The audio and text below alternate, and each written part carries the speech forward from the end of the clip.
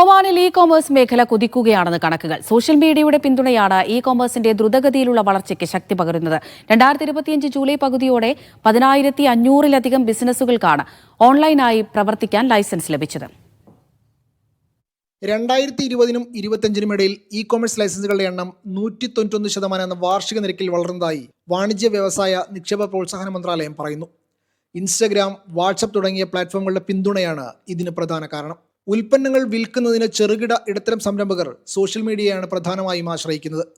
2023 സെപ്റ്റംബറിൽ അവതരിപ്പിച്ച ഒമാന്റെ ആദ്യത്തെ ഇ-കോമേഴ്സ് നിയന്ത്രണ ചട്ടക്കൂടും ഇതിനെ കൂടുതൽ പിന്തുണക്കുന്നതാണ്. മന്ത്രിതല തീരുമാനപ്രകാരമുള്ള ചട്ടങ്ങൾ ഓൺലൈൻ ബിസിനസ്സുകൾ പ്രവർത്തിക്കുന്നതിനുള്ള നിയമപരമായ അവകാശം നൽകുന്നുണ്ടെന്ന് മന്ത്രാലയത്തിലെ ഇ-കോമേഴ്സ് വിഭാഗം മേധാവി ഹനാൻ ബിൻ ഹാമിദ് അൽ ജബ്രിയ പറയുന്നു.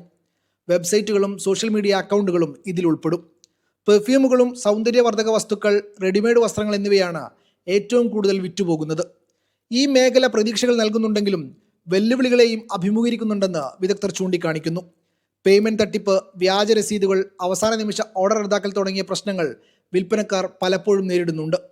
നൂതന ഡിജിറ്റൽ വ്യാപാര ആവാസ വ്യവസ്ഥ കെട്ടിപ്പടുക്കുന്നതിലൂടെ രാജ്യത്തെ ഒരു പ്രാദേശിക കേന്ദ്രമാക്കി മാറ്റുക എന്നതാണ് ദേശീയ ഇ-കോമേഴ്സ് പദ്ധതി ലക്ഷ്യമിടുന്നത്. ഓൺലൈൻ ഇടപാടുകളുടെ നിരീക്ഷണം മന്ത്രാലയം കർശനമാക്കുന്നുണ്ട്. Media 1, Muscat.